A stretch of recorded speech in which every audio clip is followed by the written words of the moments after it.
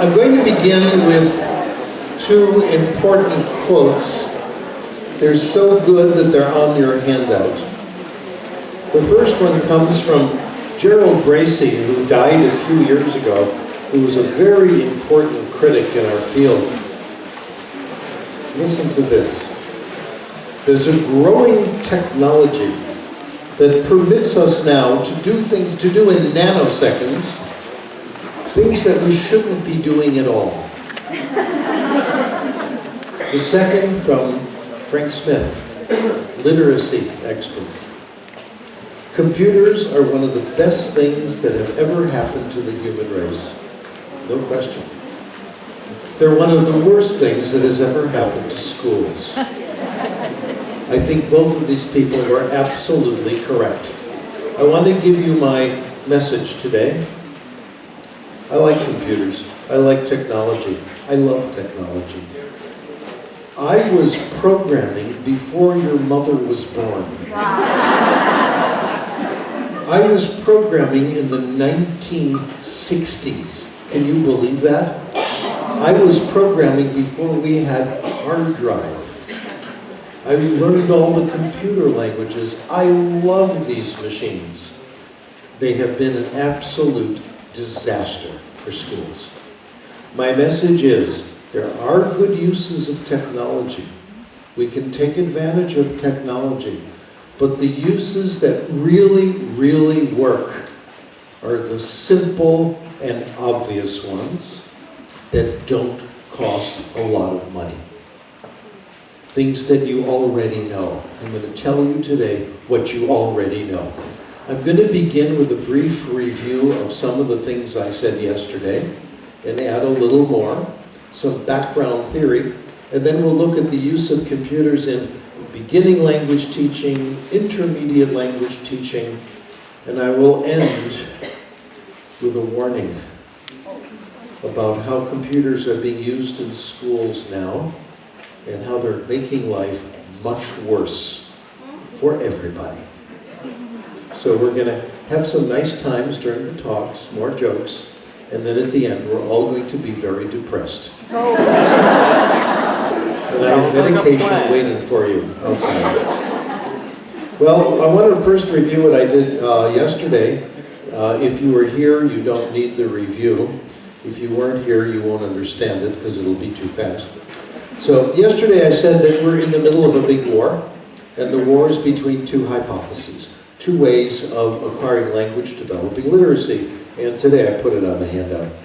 The first one is the Comprehension Hypothesis, and the Comprehension Hypothesis has been my obsession since 1975. Can you imagine? That's when it all started. And I didn't invent this. Other people had it before me. The hypothesis says we acquire language when we understand messages, when we understand what people tell us, when we understand what we read. Again, not my idea. I have been in charge of the publicity, public relations. No, I didn't invent this. Before I did it in the field of literacy, other people talked about it. Kenneth Goodman talked about it. Frank Smith talked about it. They said we learn to read by reading. We learn to read by understanding what's on the page. Same idea. In 1983, I read Frank Smith's book, Reading Without Nonsense. I read it in one afternoon, and I saw all of my work, my theory, all there, different research, but it came to the same conclusion, and he said it so much more elegantly than I did. But it was such a pleasure to see someone else coming to the same conclusion. In the field of language acquisition, in second language, other people had it before I did. Some of you have heard of James Asher, TPR, right? Yeah. He was there before I was. I read his work when I was a graduate student, and it was beautiful. The way to teach language is you give students commands, and they obey the commands. And this teacher says, asseyez-vous, everybody sits down. The teacher says, levez-vous, stands up, they all stand up. And gradually the commands get more complicated, and it works by comprehension. A guy named Leonard Newmark knew about it at the University of California in San Diego. He had it all worked out. He said the only necessary condition for language acquisition is comprehension, and input has to be interesting so students will pay attention. A guy named Harris Winnitz from Missouri said exactly the same thing, and they all had very good research behind it. I simply took their ideas and got credit for them, all right, and put it together in a theory. Now, I'll tell you some mystical facts about these people. This is really strange. Let's go back to Kenneth Goodman. Kenneth Goodman, who's considered the founder of whole language, is a professor at the University of Arizona, and his wife is Yetta Goodman, and she's wonderful. When I've gone to the University of Arizona, I've gone to her classes to see how she teaches, and it's beautiful literature study, everything, and she does research too. Well, when I went there, I stayed at their house last time. We're all friends, we get together, we talk. And we're sitting around having a drink, and Ken says to Yetta, "Tell Steve the story of your family." She has a way of saying it. So she began the story the way it's told in like African legends, like from father to son, mother to daughter. She did it in our family heritage language, which is Yiddish, spoken by Jews in Europe. Now, I understand Yiddish, I speak Yiddish, she speaks Yiddish. She started to tell the story in Yiddish. She said, "My name is Yetta, I come from da-da-da-da-da-da." It was very comprehensible, very unusual. She said, "We come from a little town called Ledizhenker." I said, "Wait, stop. Where does your people come from?" "A little town in Eastern Europe called Ledizhenker. My father's family came from Ledizhenker. It's a tiny little town. We call it a shtetl. A little town of 3,000 people. That's all. This is so unusual. We must be cousins." Her family came to the United States the same time my family did, about the same year. Her family settled in the Cleveland area. We settled in the Chicago area. We're cousins, obviously. When I see them, "Hi, cousin, how are you?" etc. Now, the Goodmans and I are always criticized in the same paragraph. Goodman is wrong, Smith is wrong, Krashen's wrong, all together. I'm very honored to be included with them. I think it's nice. Now, in terms of the second language, Leonard Newmark, I went to an anniversary party for my aunt and uncle, 50th anniversary, and it was at the local synagogue. And there was Leonard. Leonard Newmark was there. I said, "What are you doing here?" He said, "This is my aunt and uncle." I said, No, it's my aunt and uncle. My uncle's name is Boris Newmark. So we have the same aunt and uncle. So these pioneers in the field whose work I've been so dependent on, we're all related. Is this strange or what? Wow. Anyway, this is very mystical as far as I'm concerned. The idea is that the comprehension hypothesis is an old idea. I'm not the first person. We've just been gathering evidence for it since the last 45 years or so. And it says that the cause of language acquisition is comprehension. And if you get comprehensible input, all the skills, all the grammar, all the vocabulary comes as a result. The enemy hypothesis, the other side, the bad guys, is the skill-building hypothesis. The skill-building hypothesis says, no, it's not like this. You begin with skills. First, you learn your vocabulary, memorize grammar rules, practice them over and over, and then someday you can use the language. So the causality is in the opposite direction. It was Frank Smith who first pointed out to me, we have made a serious mistake in cause and effect. The cause is comprehensible input, the result is the skills. Well, as I said yesterday, comprehension works, skills doesn't. Not only do skills not work, but it's painful. People don't like it. Comprehension is win-win. It works and it's pleasant. If it's not pleasant, people won't come to class. They won't pay attention. Skills doesn't work and it's painful. Well, I want to push this idea a little farther before I go on.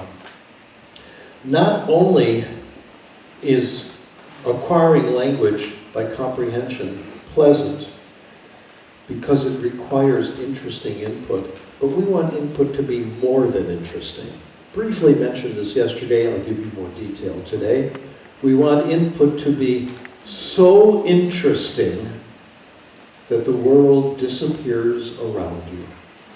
We want input to be compelling.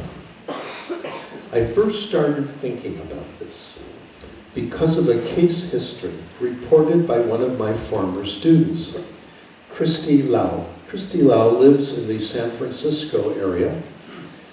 She does very, very good work. She's a professor at San Francisco State University.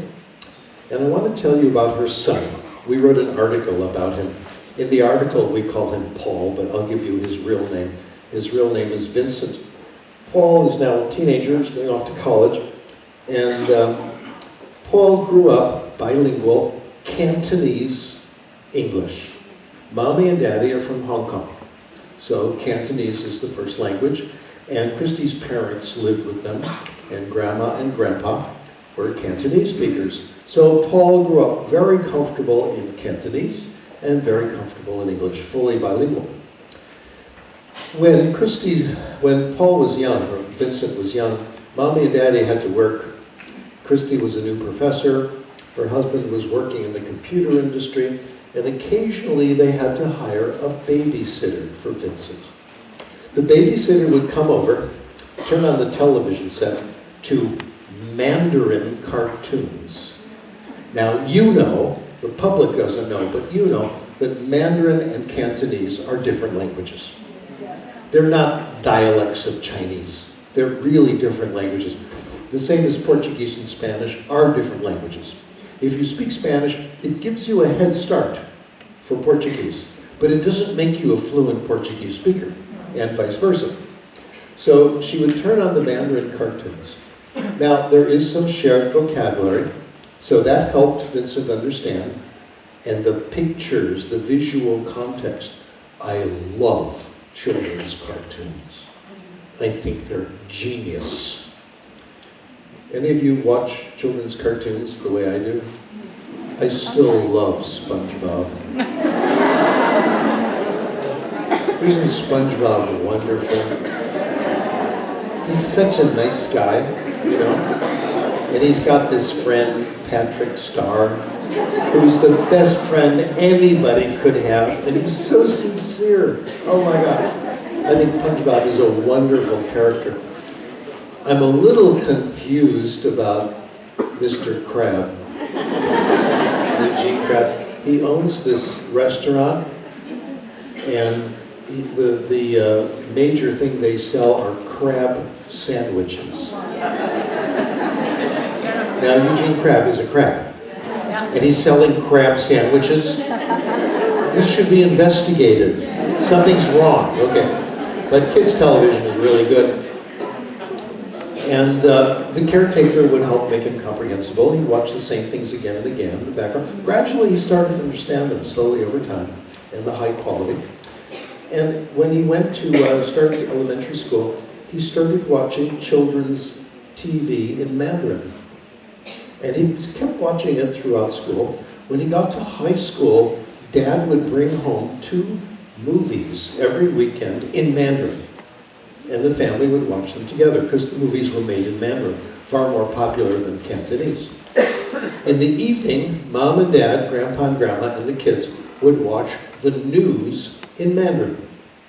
Today, Vincent speaks Mandarin. When company comes to the house and they don't speak Cantonese, the company speaks Mandarin, he's fine. The family has traveled to Mandarin areas of China. They've traveled to Taiwan, they have friends. Vincent has no problem. So today, Vincent is perfectly trilingual in 3 languages. Cantonese, English, and Mandarin. Here's the important thing. Vincent doesn't care about Mandarin. He never wanted to acquire Mandarin. He never said to himself, I'm Chinese, I should really learn to speak Mandarin because it's considered the most important Chinese language and it binds all the Chinese people together. He doesn't care. He's not for it, he's not against it. He was interested in the cartoons. He was interested in the story. Acquiring Mandarin was an accidental byproduct, an accidental result of enjoying the cartoons. He never tried to acquire Mandarin. He didn't write things down, remember them, review them. He wanted to see the next cartoon. Vincent taught me something that I didn't quite appreciate, something that most people know already that we don't know. Most people don't care about languages. When you tell a child, 8-year-old child in English class, you say you really should study English. Someday it's going to be very important. They don't care. They want to go skateboard, play with their friends, all those things kids do. Play Minecraft, all that stuff. Okay? Most people don't care. The idea of motivation to learn a language is nonsense. What you want is a good story. Tell them a good story that's compelling, and they will acquire the language whether they like it or not, whether they want to or not. Our goal in classes is to fill our classroom with compelling, comprehensible input. I got the idea of compelling. I'm very much influenced by a man named Csikszentmihalyi, who wrote a book called Flow, F-L-O-W. See, I'll spell that, but I won't spell his name. Okay. Flow, when you're in a state of flow, the world disappears around you. Only the activity that you're in right now matters. There have been great studies of flow. It's really studies of compelling input. They've looked at mountain climbers in Italy, and they say, when I'm climbing the mountain, everything else disappears. Only the mountain climbing counts. The world stops. My favorite study was of motorcycle racers in downtown Tokyo. These are young men in their early 20s and late teens who would ride their motorcycles at midnight, really loud, on the streets of Tokyo. And they asked them why they did it. The hypothesis was they did it to impress the girls. Well, this was confirmed. But also they said, when I'm on my motorcycle, nothing else matters. It's me and the motorcycle. When you have an interesting conversation, it means it was compelling. It put you in a state of flow. Good books, good movies will put you in a state of flow. This is our goal. When I was on the airplane coming back from Hong Kong, I was in flow. I watched Deadpool. Someone needs to explain this movie to me. Oh my. But it certainly held my interest, no question. And then time stopped. That's the idea. So this is the background idea. The other little more aspect of theory I'd like to emphasize before we talk about computer application is the importance of narrow input. When you take a class in school on literature, they generally give you a survey, right? Like if we do American literature, we're going to start with the 17th century, the 18th century, 19th, and you get a little bit of poetry, you get a little bit of a novel, you get a little bit of a play, and it's a disaster. People don't read that way. The way people read, if you look at your own reading and case history, is you read narrowly, when you select it yourself. You decide what you want, and you focus on certain authors, certain books. Look at your shelves at home, and you will see your reading history. And you will see it was one author, one topic, whether it was fiction or nonfiction. I want to briefly tell you about the studies of narrow input, because this is extremely important. Better readers are narrow readers. They don't jump around. The first study, and I'm so impressed with this one, I've given you the whole reference. Linda Lame, 76, what a great study. A journal called Reading Teacher. I have reread this article at least 200 times. It's wonderful. She looked at children in elementary school over 3 years, gave them reading tests, and looked to see what they read. The best predictor of reading among these kids was how many books they read written by the same author. Right? That's narrow reading. 25% of what they read was by single authors. Repeated. Okay? The more you did that, the better you read. I think they underestimated the impact of narrow reading. I think it's bigger than this, because author is not the only determinant. I told you yesterday, I read baseball stories. I read science fiction. I read a few authors, but not always the same. It's topic, genre that's the same. I've been collecting case histories, too, of second language students, and my conclusion is this. If second language acquirers start reading for pleasure, they acquire the language. No exceptions. If they do a lot of pleasure reading, they acquire the language. If they don't do pleasure reading, they don't get anywhere. You're either in or you're out. Especially if you look at immigrants to the United States, kids who come from Mexico with little formal education. Some of them get involved in reading favorite authors. They do fine. They're reclassified as fluent English before you know it. They go on to high school, they go on to college, they have careers, etc. If it doesn't happen, they don't succeed. You're in or you're out. All the cases that I've looked at, narrow reading in every single one. We have a case of a junior high school boy who came to the United States in middle school with only a third grade education, graphic novels, comic books. He did, after 2 years, he was at grade level and did fine the rest of his career. One study I have here is of an adult. I went to a conference 2 years ago in Singapore, and one of the other speakers at the conference was a professor from, the conference was in the Philippines, and the professor was from Singapore, and she gave a paper, and she was accompanied by her husband, and my colleagues and I became friends with this lady and her husband, and we all admired her husband. He's a retired military officer, very famous. He's on Wikipedia, all this, because of his career. And his English was good, and we talked to him about it. Reading. That's how he did it. And we wrote a paper about him, and we actually got it published. I have a list of what he read. When he was young, he read Enid Blyton. He read all the series. When he got older, he got into World War II novels, W.E. Johns. When he became an adult, James Bond. It was all series, single authors, single genres, etc. So we see this as a universal. Your own reading habits were narrow, and this is confirmed by the research.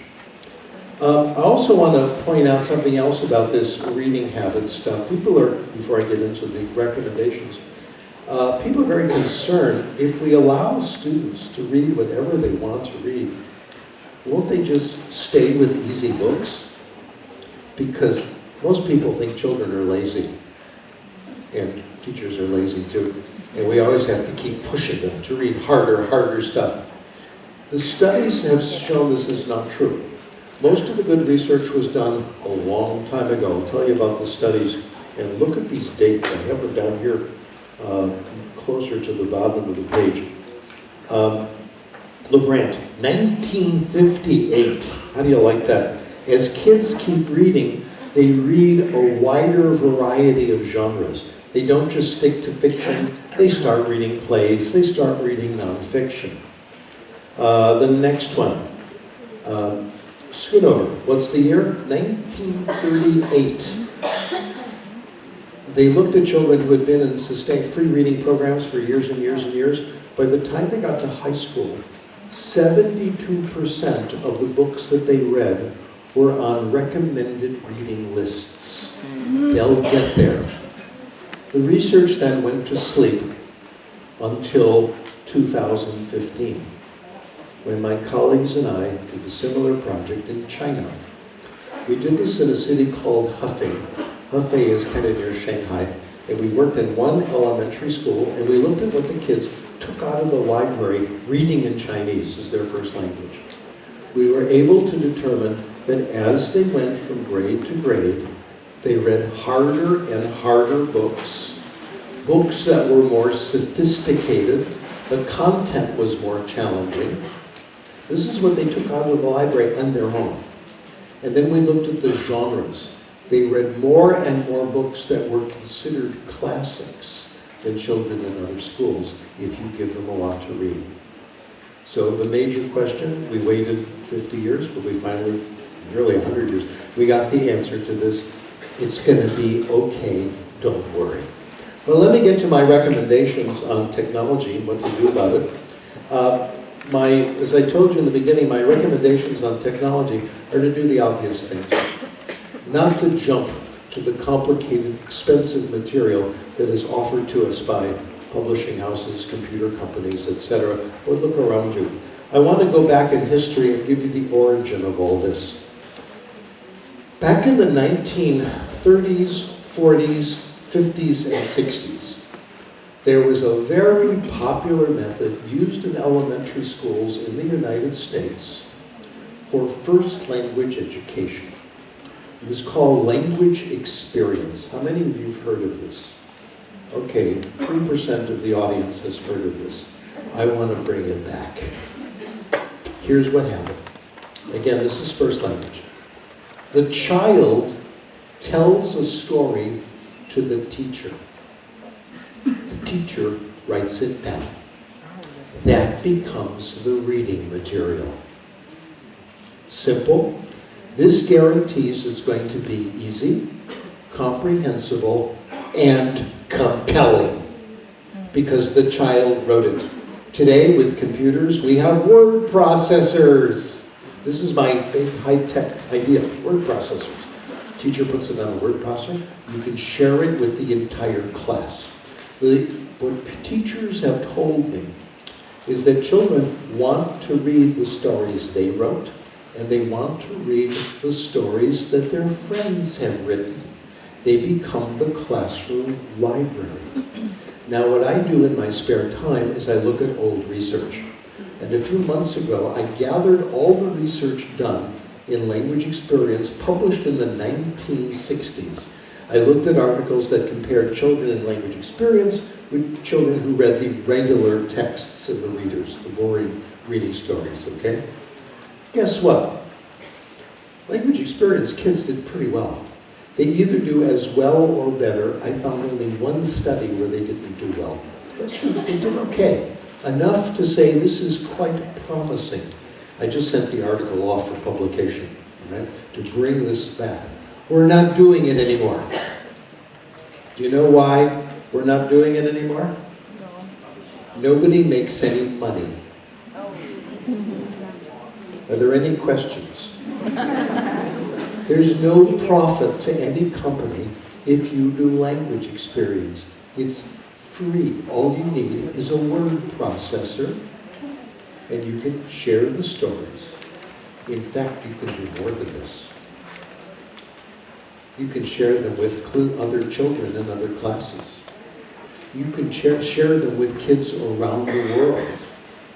It's called the internet. If you're in a poor community and there's no classroom library and you have access to one computer, you can create a classroom library in 2 weeks or less with your children's stories and children around the world. Let me tell you what we're doing now. I've been, my latest language excitement is with Mandarin. I've been taking a Mandarin class. It's the language method, which I'll tell you later, is called TPRS. And a friend of mine teaches the class. She teaches it in Milwaukee, Wisconsin. I live in California, so she's thousands of miles away. But she works in this wealthy private school, and she has money to record all her classes. The teachers can record all their classes, videotape them for students who come late, for students who have to go to an athletic event or who are sick. she makes the recordings available to me. So the whole last year, I did her whole class. At the end of the year, she failed me. I love this lady. We're very good friends. I know her family. She's really nice. And she says, I want you to do it again. Okay, so I'm doing it again. She was right. It was the right. I knew right away. Okay, I'll do that. The problem with the class, though, is that there's very little to read.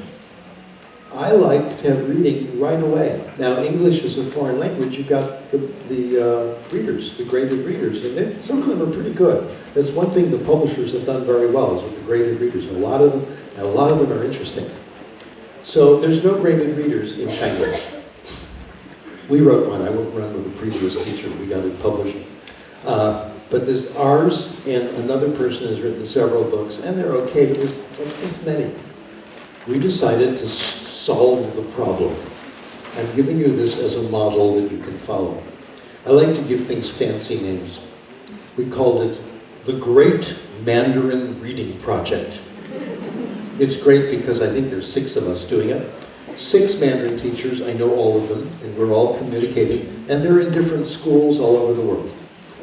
In our method, TPRS, the teacher and the students are creating stories all the time, cute stories.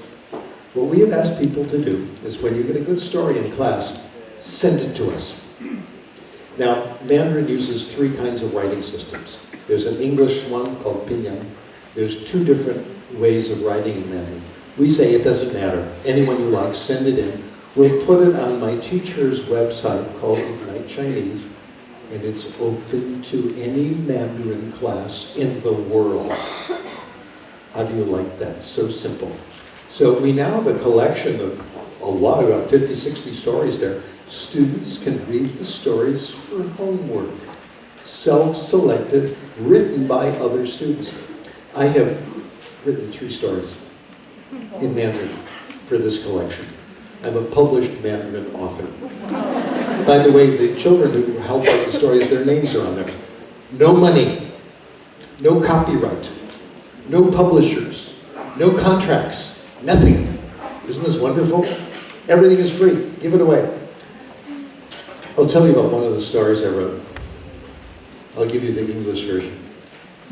I decided to take on a controversial topic. It's called Important Questions. Mickey Mouse and Minnie Mouse.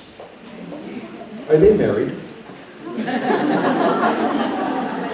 Are they brother and sister? Are they cousins? Donald Duck has 3 nephews. Where's their mother? Where's their father?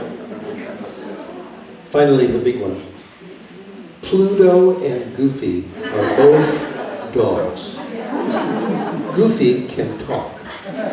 Pluto can't. What's going on?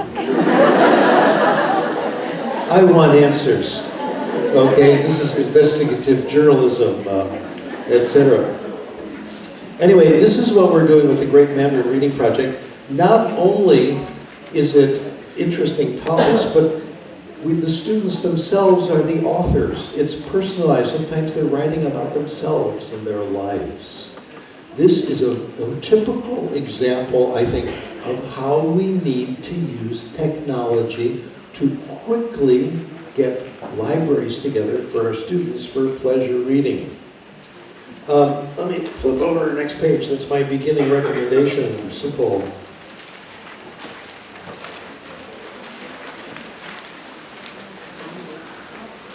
What I'd also like to do with this is add a listening comprehension laboratory. I got this idea from my own work in Mandarin and from working with Native American languages in North America. And you can see the obvious implication for Paraguay. My own situation, I have very poor listening comprehension in Mandarin. So I'm starting to record people in Mandarin. I invented this idea actually about 20 years ago when I was in Mexico, and I started to get interested in Spanish. And my languages are very strange. Some of you like this too. I can learn to speak very quickly. but I never understand what people tell me. The problem is if you're a good speaker, people think you're really good, and they answer back very quickly. So I decided, and I invented a technique called narrow listening. All you need for this is something to record. I used an old-fashioned tape recorder. You probably don't know what that is, okay? It's before MP3s and before cell phones, where you record something. So I went around to friends of mine, and I would ask each friend the same question. And it was always a question interesting to me. This has to be personalized, otherwise it's not compelling. And I have my rules of how to do it. First of all, it has to be something that's interesting, okay? It has to be short, maybe a minute and a half. Something you have background knowledge in. Ask several people the same question. Record it. Keep listening to it until you get bored and it's completely comprehensible. And don't ask people who are busy. Don't ask people who are, at a counter selling things because it's not fair. So here are the topics I've used because they're about me. First one I tried, do you drink coffee? How many cups? Do you have coffee? Do you have milk in your coffee? I can order coffee very well in Spanish. You've heard me do it, this is why. I can order tea if I want it, etc. Are you a morning person or a night person? I'll make a prediction. I'll bet it's 50-50. How many of you are morning people? How many of you are night people? 50-50.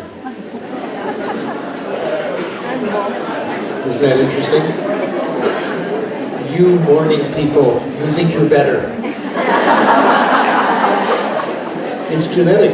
It has to be there. So everybody has an opinion. Morning person, my mom was night, my dad was morning. This was a problem.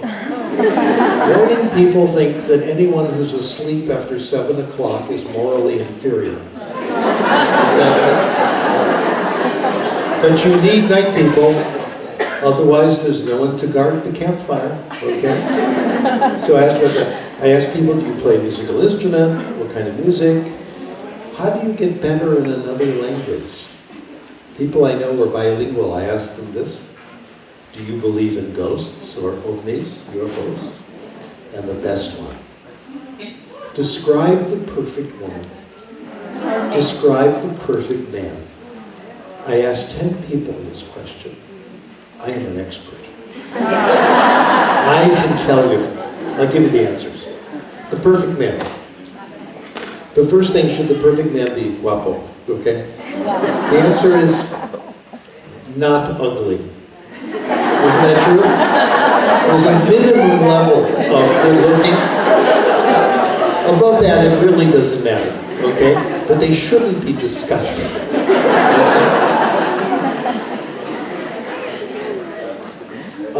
Confidence, self-confidence, and sense of humor. Those are the big three, okay? The perfect woman was a lot easier.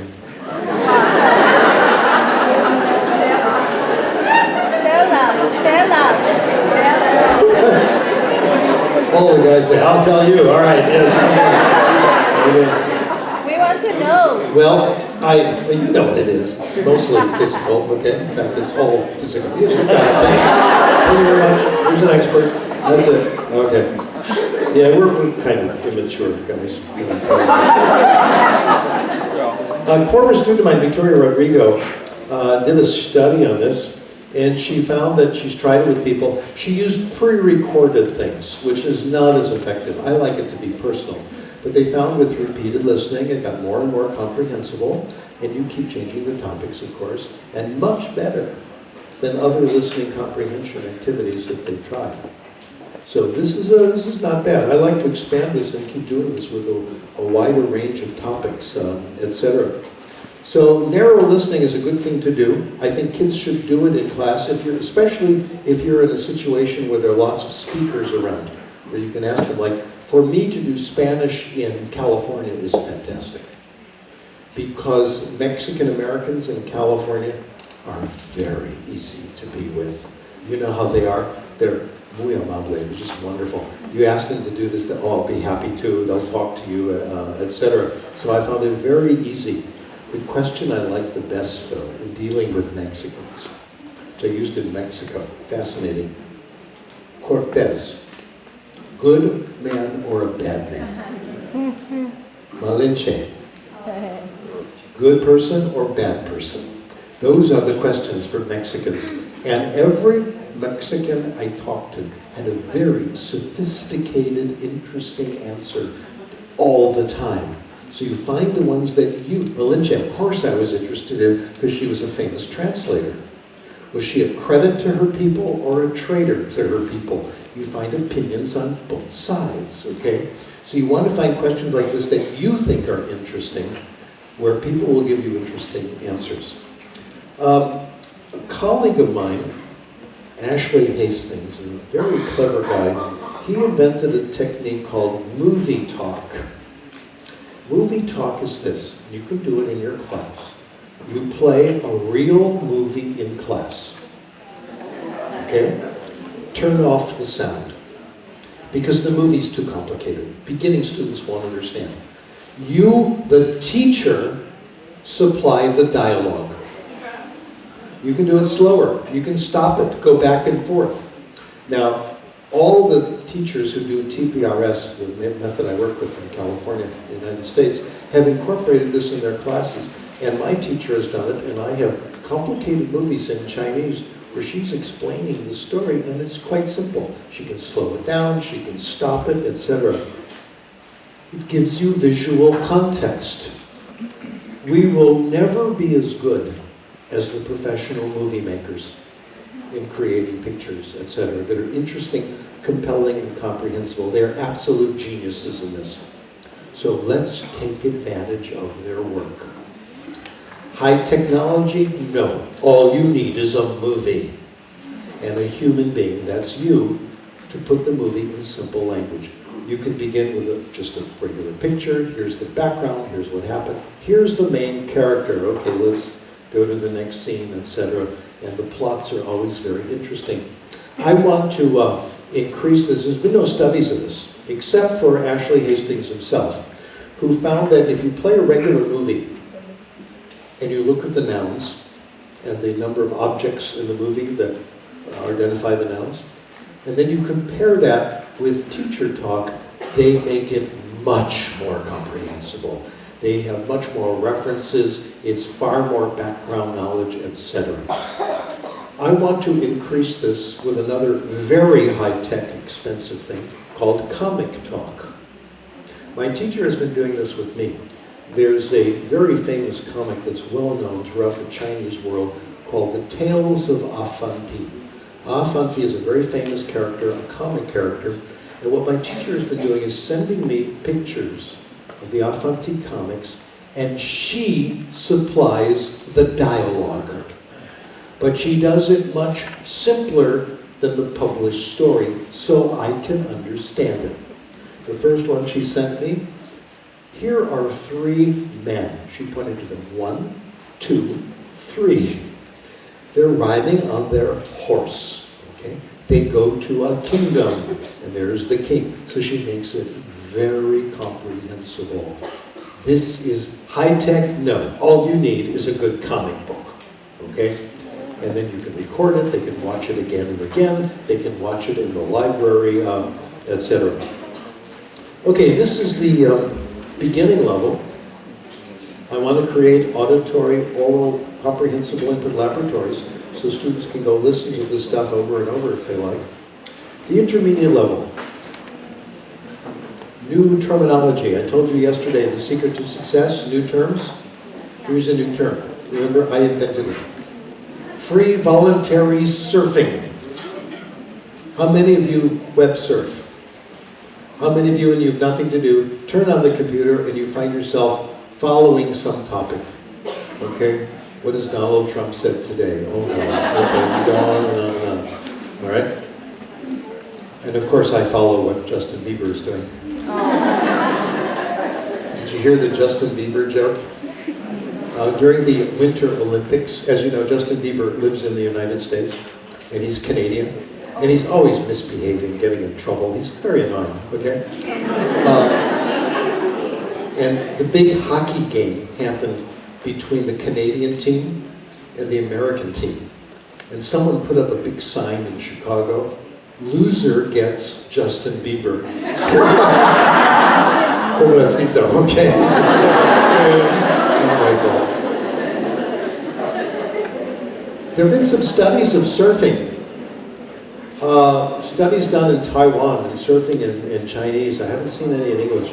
But they find that people don't surf in their second language. What they find in Taiwan is that 90% of use of the computer was in Chinese, even by people who knew other languages. They use English only for school, and they use Chinese for fun. How many of you web surf in English? Hey, you're good. You're very good. I rarely do it in other languages. I'm going to start doing more of it now that I've gone through this research.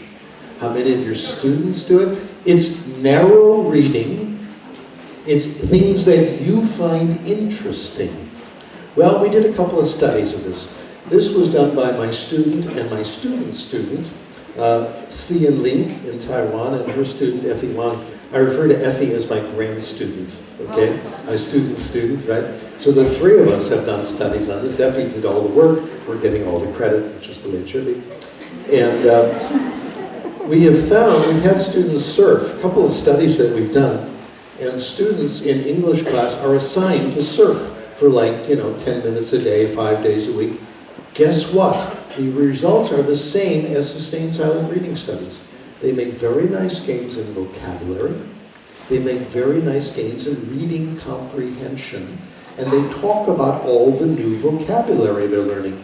There was one guy, college student, whose interest was only sports, basketball. So as a result, his vocabulary in basketball is now enormous. The reason more people don't do it is they're afraid they won't understand, because they have the illusion that they have to know every word. You don't.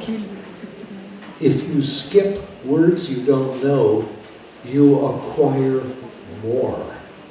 If you stop and look up every word, you never get anywhere. One of my friends is a guy named Steve Kaufman. I really like him. Steve Kaufman is a polyglot. He speaks 15 languages, no kidding. He's done 5 of them since he was 60 years old, the last 10 years. And when he talks, I listen, let me tell you. He says when he looks up a word in the dictionary, by the time he gets back to the text, he's forgotten the word. Isn't that true? Yeah, it's amazing. Here's what really happens. When you see a word in print, and it's in context, you don't get all of it. You get about 5 to 10% of the meaning each time you see it. Okay? That doesn't seem like very much. But if you read enough, it's more than enough. They have estimated that native speakers of English, 5th grade children, 10-year-olds, read about 1 million words a year for pleasure, middle-class kids who have access to books. Just getting 5% of a word each time means you'll grow several thousand words a year, which is what we see. We have found the identical figure for reading in English as a second language, and for native speakers reading in Chinese, it's also the same. When you see a character you don't know, you get a little bit. Gradually, you pick up the whole thing over time. Now, if there are too many words that you don't know and you don't understand the text, it's too hard. Put it away. But if you're getting the idea of the message, keep going. I must share with you, it takes a great deal, for people like you and me, it takes a great deal of self-discipline not to look up words. Isn't that true? Because we really feel responsible to know every word. That's why I think web surfing is such a good idea, because it's so easy to go to another text if it's too hard, and we really find things that are interesting to us. If it's truly compelling, The more compelling the input, the less important it is to know every word. Are you with me? The higher tolerance you have for noise in the text. You want to know what the message is, okay? So you keep reading, a little bit of noise. Again, if you can't understand it, try something else. But an occasional word, don't worry about it. So far, free voluntary surfing is, I think, a very, very good idea. I want to get onto this one commercial product that I'm pushing, even though it's not mine, okay? Okay, I'm going down to the next page here. Yes. ESL Pod. This is a commercial enterprise. These are people making money, but it's not me. These are my friends. My former students, Jeff McQuillan and Lucy Say, invented this, and they have a good business going, and I think they've done a lot of good in the world. It's called ESL Pod. You can check it out. And all that it is are interesting passages to read. Stories, they have a whole novel that you can read, all in easy English, and topics. They say it's designed for people who've studied English in school but are afraid to use it. They've had 10 years of grammar lessons and they can't find the bathroom in English, okay? And this is most people in Japan, Asia, etc. They have offered ESL Pod for free.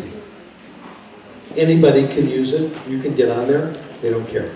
If you want a transcript, or if you want notes, cultural notes, background, there's a small charge. Because they have so many customers, I'm sure they have 100,000 customers now, that if just a small percentage want the extra materials, they make enough money. This, I think, is really good capitalism, the way it should be. They're happy, the students are happy, the charge is very, very low, they do very, very well. So if you're interested in money, this is one way to do it. Well, what I've reviewed for you are some low-tech methods. I'm going to add one more that I mentioned last time I was here a few years ago, and then talk about the dark side, what is actually happening now. But one more I want to add is more high-tech than anything you've ever seen. It requires a pencil. This was an article published in the School Library Journal, about 7-8 years ago by a high school librarian. And this is in American high school, they have speakers of English, but we can use the idea. She told her students, if you go to the library, take out a book, and you really like it, take out your pencil. In the inside cover, make a star. That's it. Are you with me? Do you see what genius this is? So the other students go to the library and they find a new novel that has 10 stars. They're going to want to look at it. And at the end of the year, you can go to the library and see what your students are reading and get more books that are similar, more copies, etc. This is the kind of breakthrough I am looking for, that cost absolutely nothing or very, very little, that has a huge effect. This is so much better than getting a program, commercial program, constructed by people who have never spent a day alone in a room with 10-year-old children, who only know about computer science. Okay? Let me tell you what's happening now in education, and I discovered that it's a worldwide phenomenon, and to me it is the end of civilization if it works. We have to stop it. Okay? In the United States, we have been going crazy with tests, as you know. We've increased the amount of testing many, many times. When the Common Core came out, have you heard about the Common Core? Testing increased 20 times. Pre-test, post-test, interim tests, every student, every year, every topic. The Common Core was the idea of a young entrepreneur, greedy young businessman, who made his money in education, who was never taught, never been a teacher. He got the idea of the Common Core and went to see Bill Gates. This is not gossip, this is known. He told Bill Gates about his idea that he wanted a universal curriculum for the United States that every school would have to follow with the same standards, tests, all the way through. Gates loved it and financed it. Finally, the government approved of it, and it's now in many of the states in the United States. The curriculum was made up by David Coleman and two friends of his. Oh, I'd love to use profanity now. They pulled the whole thing out of their you-know-where. Okay? It was just them sitting down thinking, this is what kids should know at each grade level, without any basis in the research. It was set up, pushed through state congresses, and went through everywhere, Heaven, California, etc. I have written several journal papers in top journals talking about why the Common Core is no good. It's based on nothing, there is no evidence it works, but it's a feel-good idea. It's something politicians, administrators, and a lot of parents think, good, we'll have a universal curriculum, and everybody will know where they are on their educational trajectory. Again, the things I talked about yesterday go in completely the opposite direction. And the emphasis was on college preparation. The English requirement, language arts, looked like preparation to be an English major in college. The mathematics section was for kids who want to be engineers and mathematicians. You know, trigonometry, analytic geometry, advanced algebra, all these things required of everyone for absolutely no reason. The biggest aspect of it was all the testing. In fact, I think the reason Bill Gates liked it so much is because there were so many tests. The tests are all delivered online. This is the point. Which means every child has to be tested on a computer several times a year. Which means every child needs to have access to a computer. The United States Congress passed a law that part of your telephone bill would be a donation, money spent to make sure all schools are connected to the internet. So Gates doesn't even have to pay for that. Every child must have access to a computer. Now let's pretend every computer cost, get a bargain, $1,000 US, okay, fair enough.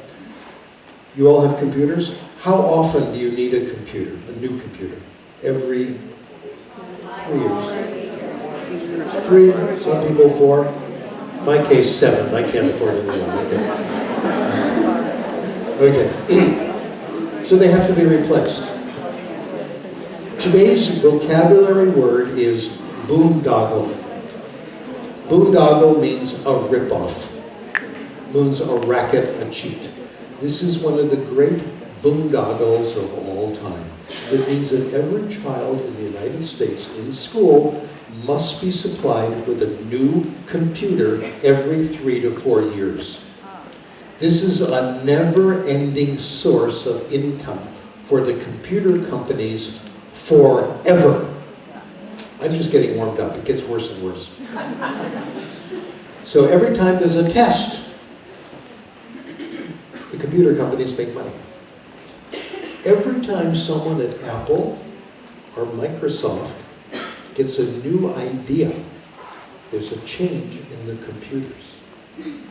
More money. The moment they decided to do this, Microsoft announced a new operating system. Coincidence? I don't think so. Every single change means money, money, money.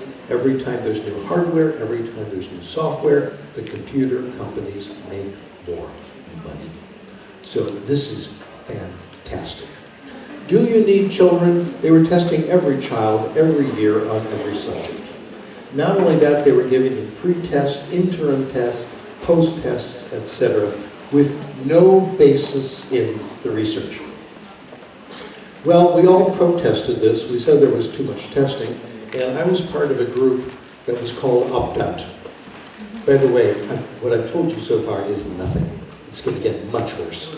If you're depressed now, take your pill right now, because it takes a few minutes to hit. It's going to get much worse.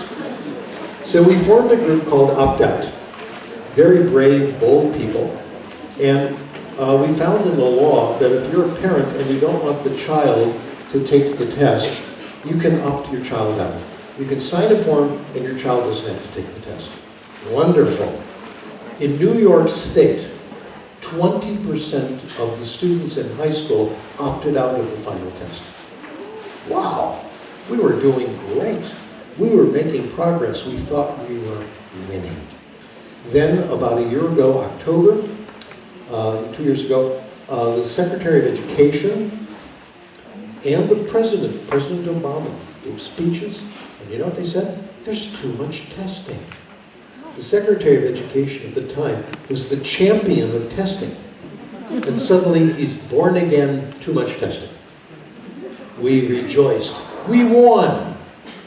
I wrote a letter to USA Today, and I said, congratulations.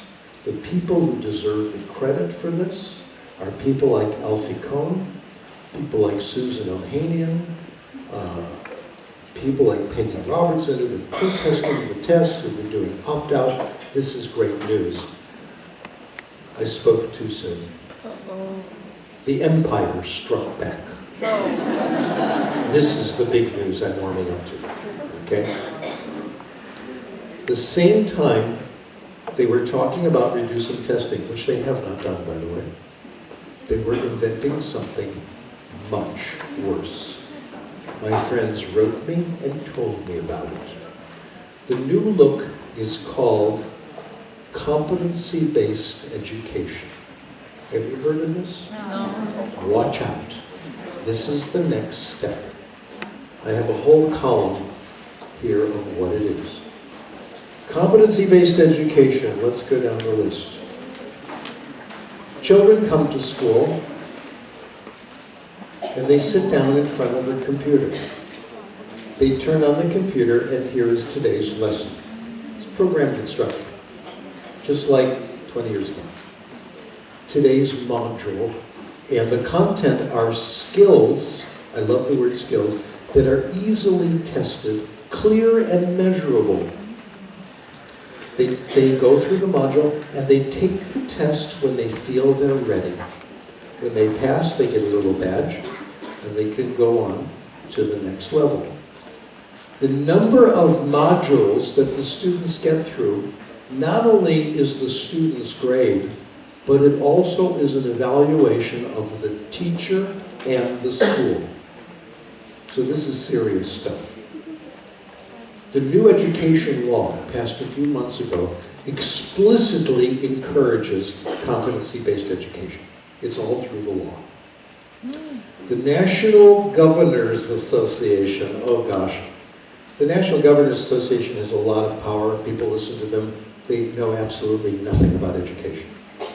The Governors Association came out with a position paper on competency-based education. I found this sentence in their paper. Although an emerging research base suggests that competency-based education is a promising model, it includes only a few rigorous evaluations and analyses of current and ongoing pilots and similar programs. In other words, there's no research. Still, they said, we support it, even though there's absolutely very little research. The claim is, this is personalized, because you get to go at your own speed. No, you don't. The faster you go, the better your teacher is evaluated. There's a lot of pressure to keep you going through these things quickly. It's individualized because the program allows alternative solutions. No computer program is flexible as a teacher, not even close. It's only as individualized as the programmer is. And the programmer is usually some computer expert who doesn't know about children. Okay? Now, here's the interesting thing. If we have computerized programs, there's less need for teachers. Remember flipped classrooms? This is the next stage. Teachers become teaching assistants. And now, the big stuff. The education budget in the United States is $600 billion a year, kindergarten through grade 12. Bill Gates wants all of it. The computer companies want every dollar. It is never enough. The $600 billion, the biggest expense is teachers. Do you follow me? Okay. And the biggest expense is teacher salary, teacher retirement, teacher benefits. If they can reduce all of this, there's more money for computers. As the role of computers increases, the responsibilities of teachers decrease. In the United States, for the last 10 years, we have been involved in a war against teachers as preparation for this. If we right now say we don't need teachers anymore, we have only these programs, the public will say fine, because the public has been told over and over again how bad teachers are. Same thing here, right? Everywhere you go. Teachers are terrible. Teachers are responsible for our low academic standing in the United States. Our children in the United States have low test scores. Other countries do much, much better, and it's all because of bad teaching. Guess what? It's not true. If you control for poverty, students in the United States are at the top of the world. Poverty is the problem, not teaching. By the way, Melinda Gates, 6 months ago, blamed teachers in an article in the Christian Science Monitor. I wrote a letter and they published it. I attacked Melinda Gates and I have lived to tell the story. I'm kind of disappointed. I was hoping they'd come after me. But I'm still under their radar. There's nothing. It's not teachers, it's poverty. Poverty is by far the strongest predictor of test scores. People think the way to defeat poverty is through education. It's the opposite. The way to improve education is to eliminate poverty. Poverty means food, not enough to eat, not enough good quality. Poverty means poor health care, not enough nurses, for nurses for kids in school. Poverty means no access to books. No books at home, no books in the libraries. If I were the one in charge, I would say what you really should do, the first budget aspect is better food for kids in school, coffee machine, espresso machine for the teachers.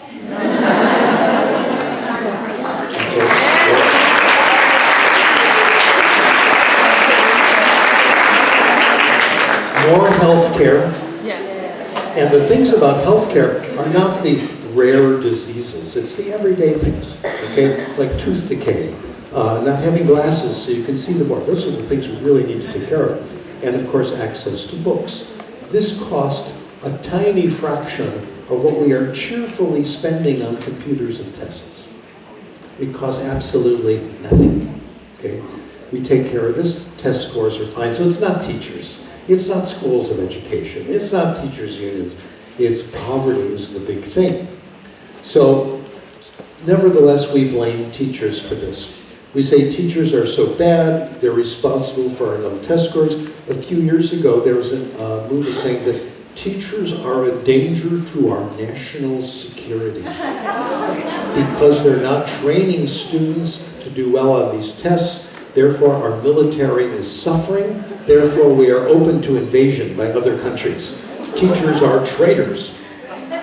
Every time you can find something nasty to say about teachers, they say it. There are two kinds of things that regularly appear in the newspapers in the United States. One is financial misconduct, like administrators are accused of stealing money. No one has done a study to see how frequent this is. My suspicion is that it isn't very frequent, and there's never enough money involved to make a difference. The other one is sex scandals, which come in the newspapers all the time. Every week there's something about a high school teacher having sex with her student. I did an informal study of this. I looked at the number of cases reported, very crude study. I compared it to police sexual misconduct with prisoners, and I compared it to priests and little kids. Guess what? All three, very little. Very little. Teachers, the least. But the moment they find one, it's all over the newspapers. Anything you can do. So the idea there, also, teachers are now being denied the concept of tenure, which means if you're about to be fired, you don't get a fair trial. Seniority pay is being eliminated, which means teachers can't afford to stay in the profession. So we're trying to push teachers out of the profession. Every time they lower the number of teachers, there's more money for computers. So what this is happening is, as teachers are being disrespected, computers are being glorified. The goal, replace teachers with computers. The intermediate stage is that soon teaching will no longer be a full-time profession. It's going to become like Uber, part-time. Oh, we need a chemistry teacher. Okay, come teach a class. It's already happening at the universities. The universities in the United States used to be mostly tenure track positions, where professors did research, etc. New faculty, 75% of them are part-time, where they teach one class and don't make enough money to live on. This is what's happening everywhere. It is the end of teaching as a profession, so the computer companies can make more money on a system that has no evidence behind it. So my message is, let's use computers. Let's use them for aspects of teaching that are simple and straightforward, where the applications are very, very obvious. Let's leave technology application to the teachers. Let's give, as we have now, a budget for tech and leave teachers alone. And they will naturally discover and share uses of the computer that are effective. You are doing that anyway. You are getting a lot of ideas about computers from your colleagues, from the teacher down the hall who says, hey, look at this new thing, etc. I go to all these conventions of foreign language teachers. They're so good at technology, it's wonderful, and it's always obvious, easy things to do. No artificial intelligence, nothing sophisticated, everything is ordinary. Let me tell you what my son does. Good example. My son is a university professor of mathematics. And if you're a mathematics teacher, you teach calculus. Everybody does, all the time. So he knows that there are always the same problems that give students a hard time. Certain concepts are hard. So what he's done is he's videoed himself solving the problems in 4 or 5 different ways. That's it, videotape. Available on YouTube. Free. The students have the option of watching these alternative solutions. That's all. That's it. The simple ways are the best. So my recommendation is, let's keep technology simple. Let's try the simple things first before we go on to the expensive programs. Let's continue to share ideas, and let us resist competency-based education. Thank you very much.